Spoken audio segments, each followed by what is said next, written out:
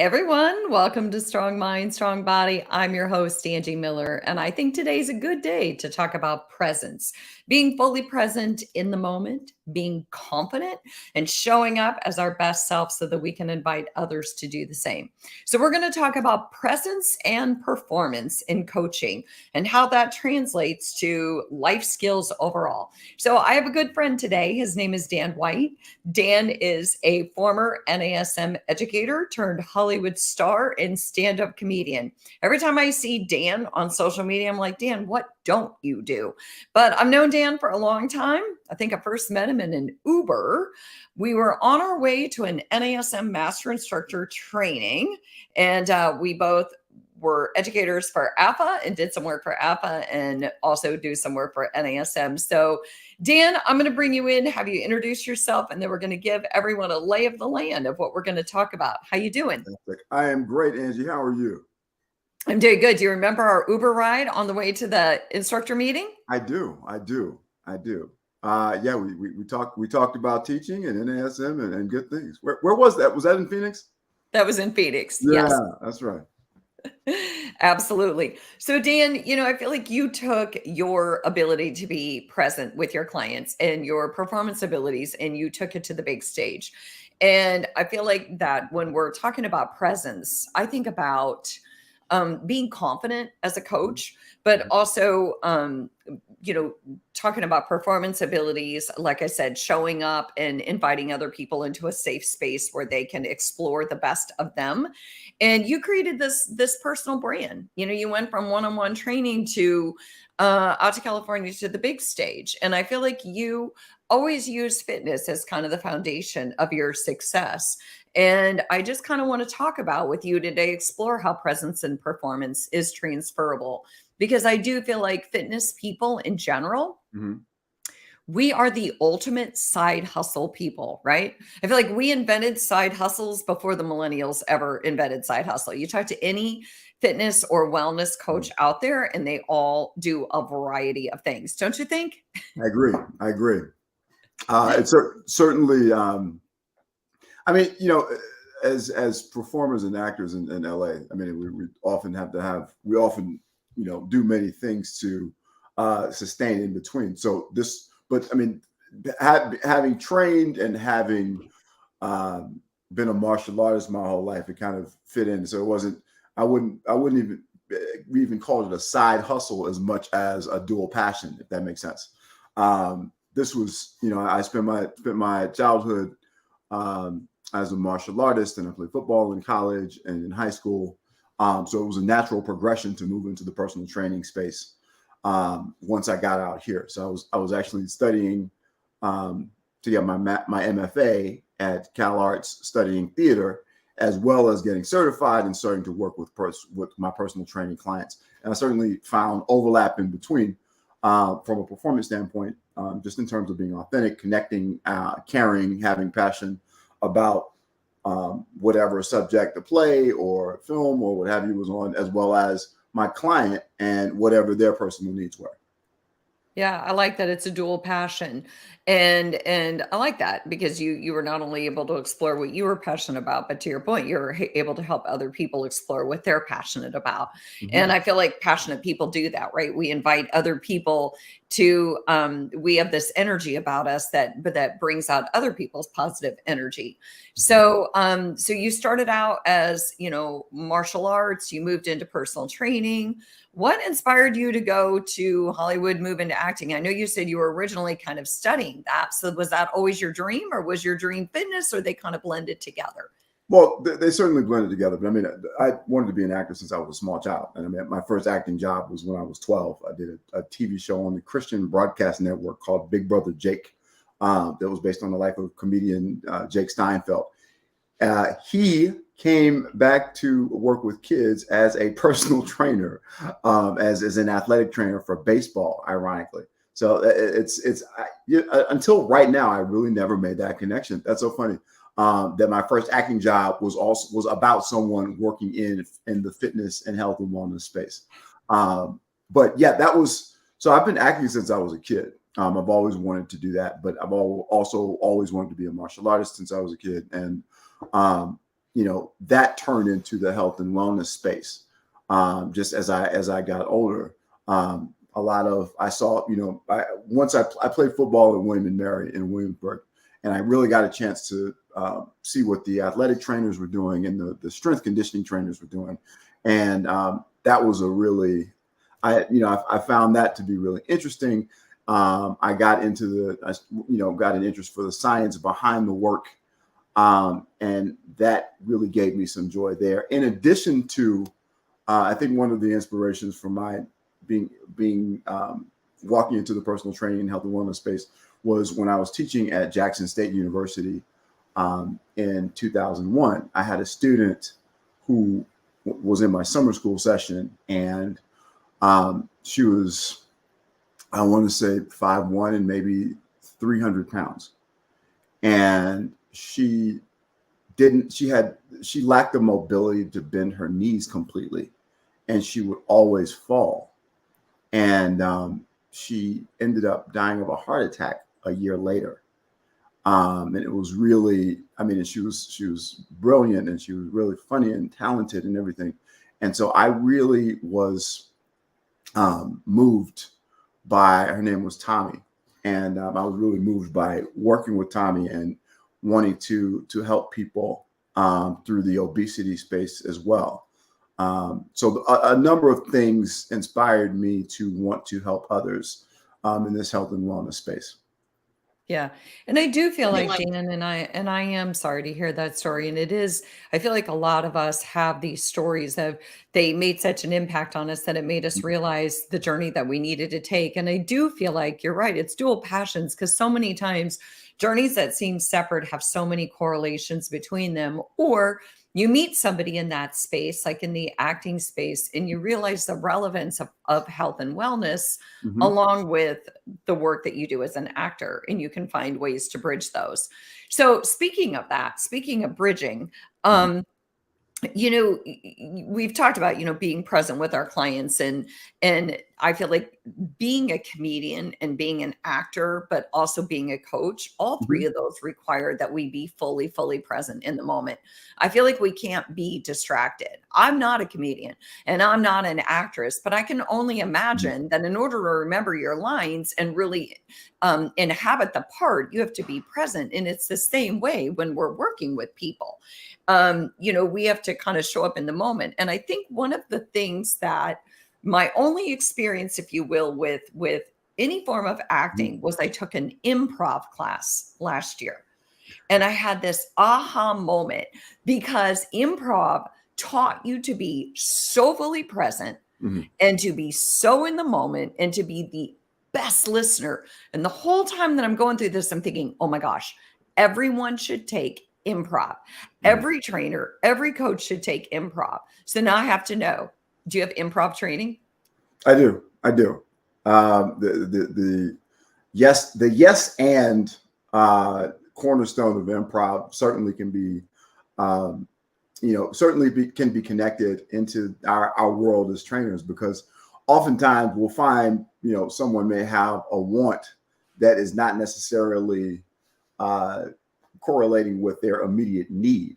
For example, the client that we always hear about that wants abs right now, but needs to change their diet and needs to improve their posture and maybe correct some some muscle imbalances before they focus on, cutting body fat, for example. So I think that, with the yes and of improv, it's like, okay, yes, we'll handle this, and we will take care of that as well. So I think that's how they can directly relate.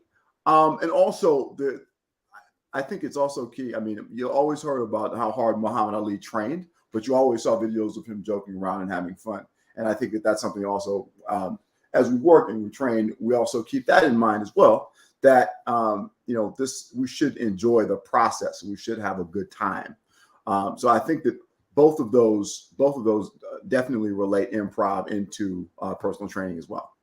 Yeah. Well, the yes and for those who've never taken improv, it is about you never give rebuttal, so to speak. If Dan says something, I say yes and then it's always being in the moment and being able to have a response to what Dan was saying, that can't be so off the cuff or so out like an outlier of anything that was outside of where he was already going.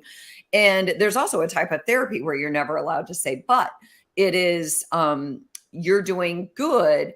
And I'm wondering if we try this, if you could be doing even better, because but is almost like like you're disqualifying where Or someone a is or stop, how they're right? feeling, right? So the and is so important, and being in the moment is so important. So I like that.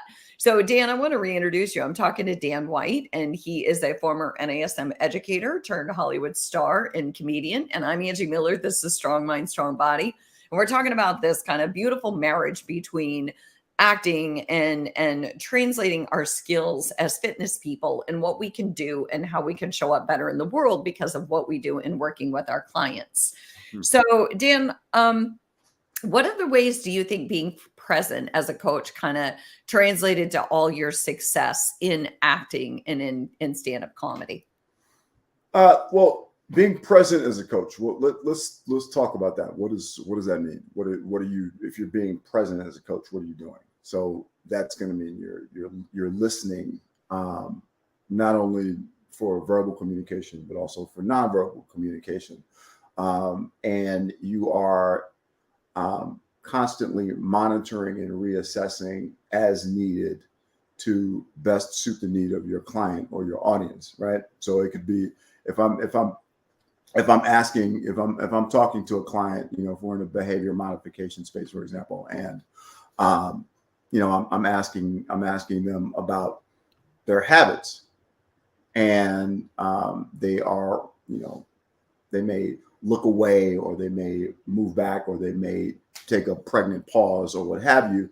Those are all indicators of the fact that they might not be ready to talk about that right now. So I might need a different approach in order to get to what the information that I need, so I can be there for them the best that I can. It's interesting in acting. They talk about we talk about. We have, everybody wants something in a scene. So sometimes it's a negotiation. Sometimes it's a fight, or they say the three ways you communicate in acting: fight, negotiation, seduction.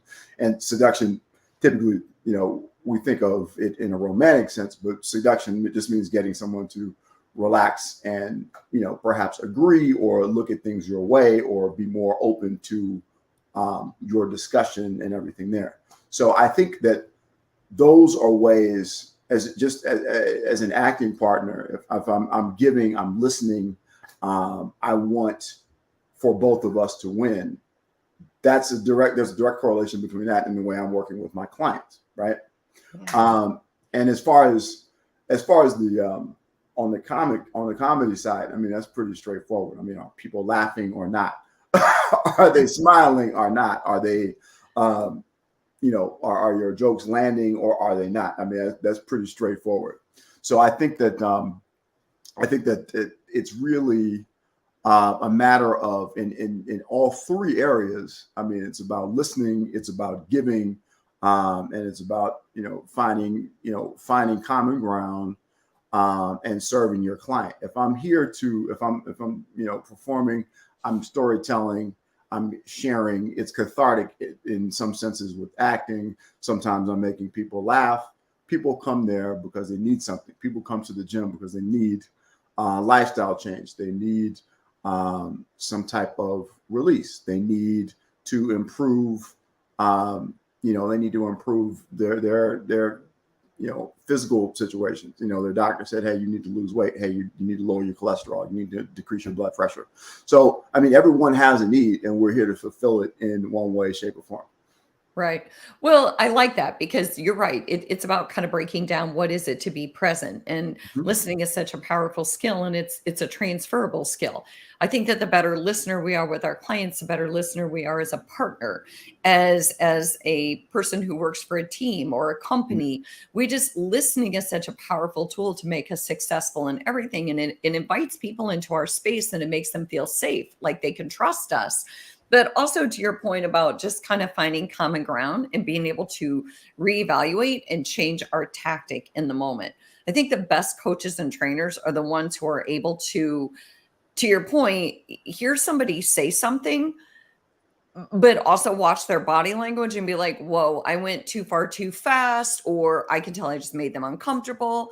And some Yeah. people who aren't really grounded in their emotional intelligence might just keep plowing forward. But if you have these skills and you're fully present, you're picking up what they're putting down. Right. Right. Absolutely. Absolutely. I mean, you know, from in my group X classes, I would try to help my clients physically if it's stabilizing them, or helping them with their alignment and everything like that. I mean, the first question is, are you okay with me moving you around? Which is a way of saying, can I come into physical contact with you? And if they're not responding in a positive way immediately, if they're giving any slight variation of that negative communication, then the answer is no, and you adjust. I mean, that was a big thing in my years of teaching Group X as well. Okay. I like that. I think that is, so much of it's funny because a lot of times I tell trainers teaching Group X will teach trainers a lot, and trainers can learn, or, vice versa. Group X people can learn a lot from trainers. So I think that's very good. So, Dan, I have a question for you. Mm-hmm. What about performance?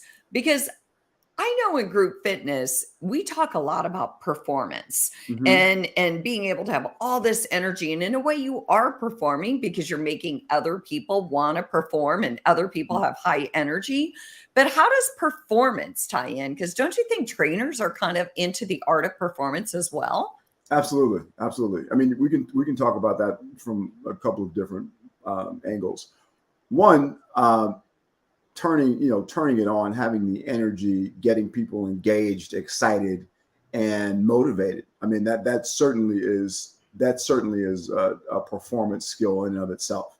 The charisma, being excited, smiling, looking excited, bringing us there's a presence that you bring to a Group X floor, like you're saying, that will get people engaged and make them more likely to want to dive right in, right? So there's that. And also, from a performance standpoint, there is all of the physical work that goes into it. I mean, if you're teaching Group X, you should be doing everything that you're teaching as well, so that you're able to properly demonstrate, so that you have the stamina to maintain that energy level and be of service to your clients throughout the class. So there's also that as well, right? You want to make sure that you're not huffing and puffing and look like you're about to pass out with that. So I mean, so you're making so you're practicing, right? So if I'm on stage and I'm performing Shakespeare, for example, and I have a long soliloquy, well, I better have been on my cardio so that I have the wind to be able to hit the back row and be able to communicate, and people hear me and me not run out of breath 3 times while I'm talking. You know what I mean? Right. So, I mean, the things that we work on, if we're running, what are we working on? We're working on our breathing, working on our pace. From a performance standpoint, these are things we have to consider as well. If we're doing Group X, we have to consider that as well. I'm like, okay, I know that we're going to be doing, 60 seconds of some type of HIIT training. So let me stand over here while and work on this one client while I am catching my breath, or what have you, if I'm going to do it, or if I'm going to only do it for 15 seconds and instruct the other 45 seconds of that minute. So, I mean, I think that there's the performance aspect in terms of how we present ourselves, the energy that we give on stage, or if we're teaching on Zoom, on camera. And there's also the nuts and bolts performance of being able to do the exercises, make sure we don't injure ourselves, make sure that we don't look like we're tired, and so forth. And, we lead by example. So they need to see us excelling at what we're teaching them. Right. Well, and I think that what you said is perfect, because performance is so much about performance and presence are so tied in, because when you walk into a space, it's how much are you inhabiting that space and how much are you commanding presence. And I think that matters, because people pay attention to people who seem to walk in and be able to inhabit that space and have the confidence and have the ability to kind of show up as a person that they would want to listen to. They have that, I guess, what I would call charisma. I mean, there are just certain people, certain trainers, certain instructors, certain actors who have that charisma. But at the end of the day, you have to kind of believe in yourself when you walk into that space to encourage other people to believe in you when you walk into that space. And charisma, just by definition, is the ability to inspire others, to make other people want to do or take action. And so what happens? Where does that come from? Where does that confidence come from? It comes from being prepared. It comes from having a strong command of the knowledge of the topic that you're discussing or instructing. And it comes from the fact that you look like you're leading by example, like you're saying. So I completely agree with that. Yeah. So, when you think about all your work in fitness and then mixed with your work as a comedian, mixed with your work in acting, when you think about, presence and performance and how it's helped you, are there any other ways that you think? Because I think a lot of fitness pros, like we said in the beginning, they are by nature, they have a lot of side hustles, but like we said, it's a journey of having a lot of passions. But it can sometimes be hard to find balance or to navigate all that and say, okay, how can I keep my passion and my love for fitness, keep clients, but also move into other territories where I know I would be really, really good? How have you found the ability to do that, to kind of find balance and create this multi-brand influence and hold it all together? Well, I think I think there's so much overlap. There's just a tremendous amount of overlap with fitness, with training, teaching Group X, and performing. I think that especially in stand up, it's important to make people feel like you're talking to them one on one, right? So they're relatable. So you're more relatable. And I find that to be the same in Group X. I try to make it feel, my Group X classes feel like a one-on-one personal training session as much as possible, so that I can connect with as many people individually as I can. So I think that those, I see another correlation there. And as far as specifically you're asking, how does one dovetail these things all together and keep them together? And I think that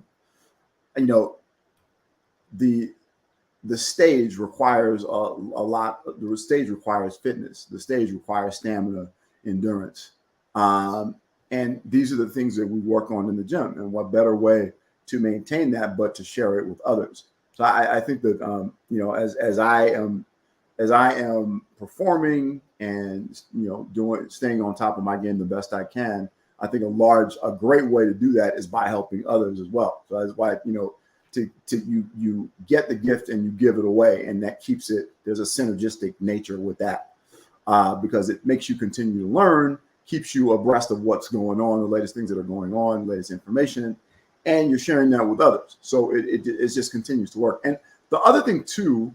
A lot of the people, I live in Los Angeles, right? So a lot of people that I train are also in entertainment. So I've worked with, I can't tell you how many people I've worked at the gym with and also been on set with. Yeah. It's interesting. I love what you said, get the gift and give it away. And I do think that I remember years ago, a coach telling me that it would be a disservice to have a gift and not share it with the world. And so getting the gift and giving it away is inspiring other people to share their gifts. But I also think that that's a great kind of advice for trainers and instructors is if you're trying to figure out how to bridge what you do in fitness with what you do in other spaces, is you just said it perfectly. Train then the people that you work with in other spaces. So if you work in a corporate setting and you know what people in a corporate setting suffer from the most, then you can take your training tools and help those people. Your passion was always acting and comedy. So now it makes sense that you're training actors and comedians. And so I think that that's a good synergy, is take your space if fitness is your quote side hustle, take what you do in other spaces and bridge that gap by helping those people. I like that a lot. And I think that that seems to be how you found your success, because it sounds like you're still training people, right? Yeah, I still work with people. Mm-hmm. What's that? Yes, I do. Yes, I do. All right. So I got to know, when you're on the stage in comedy, do you use some of the stories from your fitness experiences? Not really. Not really, because people will come. Yeah, not really, not really. When I'm teaching, sometimes I will talk about some of the clients that I train. I will do that, but yeah, I don't do too much overlap on stage with that. Okay. So here's another question for you. Okay.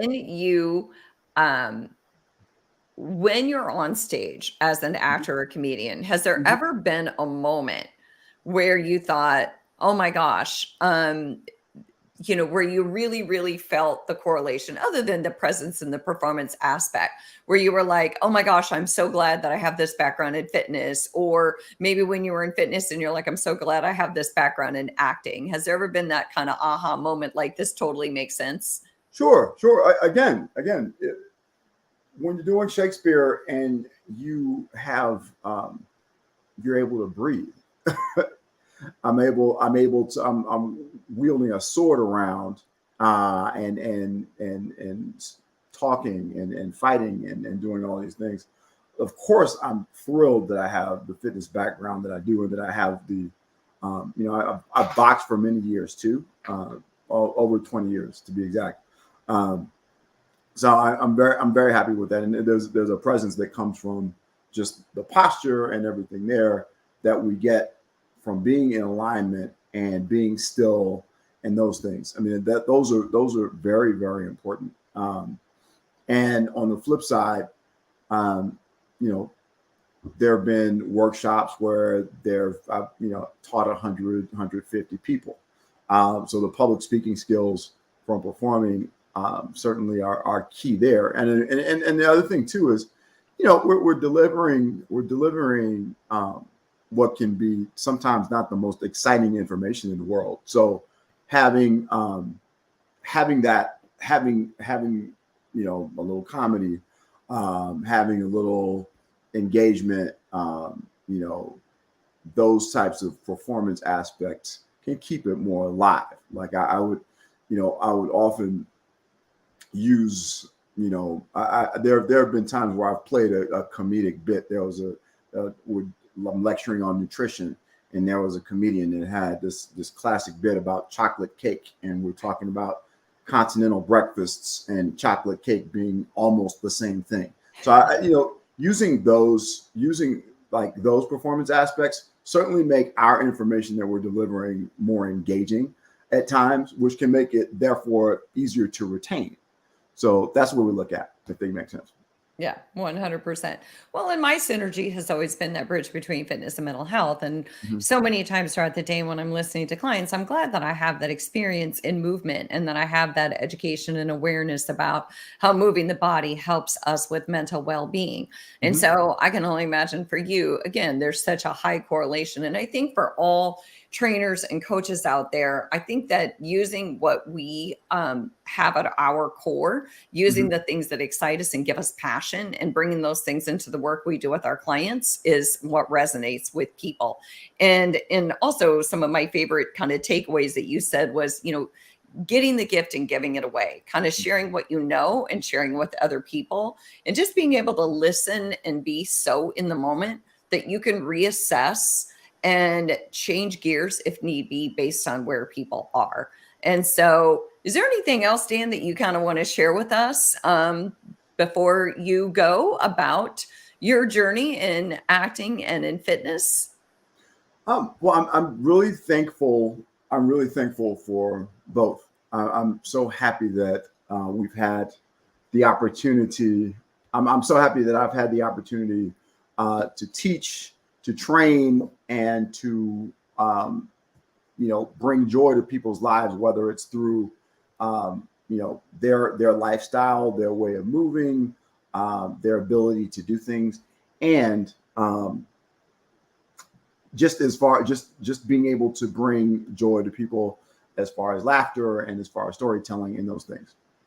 Yeah, I do think that laughter goes a long way. I feel like I've never been a stand-up comedian, but I do feel like that is my favorite thing is just to share funny, random incidents about my own life or experiences that I've had and share those so that I bring a level of we don't have to be so serious about this. We Right. can still have fun and sometimes our best stories are the ones from our own personal experience. So just getting real with people and letting them know that our lives aren't perfect and we don't have all the answers. We just come and we show up and we hope to help them find some answers and some clarity. So Dan White, I'm so glad you joined me. I just saw Dan in Los Angeles in his backyard when I was at Idea World, and we got to have some good conversation. Dan made time for us. Let's see, it was me and Rick Ritchie and you and some other people on the APA and Ken NASM Miller. team. Yeah. Yeah. So, I really appreciate you joining us, Dan. Is there a way that people can get a hold of you if they want to reach out to you? Absolutely. They can reach me on Instagram, and that is at that Dan White, on Instagram. And they can also email me at dwight1117@me.com. All right. So, Dan, thanks so much for coming on. Thanks to all of our NASM listeners and to everyone else out there who just has this itch that they want to feel better on the inside out. I'm so glad you joined us. I'm Angie Miller, and we'll see you next week.